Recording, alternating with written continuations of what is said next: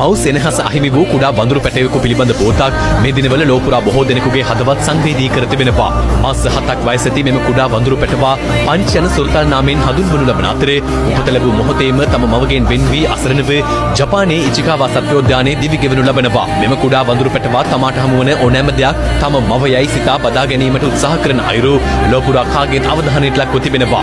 ඒ අනුව සත්වෝද්‍යාන බලධාරීන් පංච්ට සෙල්ලම් ඔරංගුටන් සත්වයෙකු ලබා දී තිබෙනවා. ඇතැම් අවස්ථාවල අනෙක් සතුන්ගේ තාඩන පීඩනවලට හසුවන පංච් ඉන් මිදී තම මව ලෙස සැලකෙන සෙල්ලම් ඔරංගුටන් සත්වයාගෙන් රැකවරණය පැතීමද සංවේදී.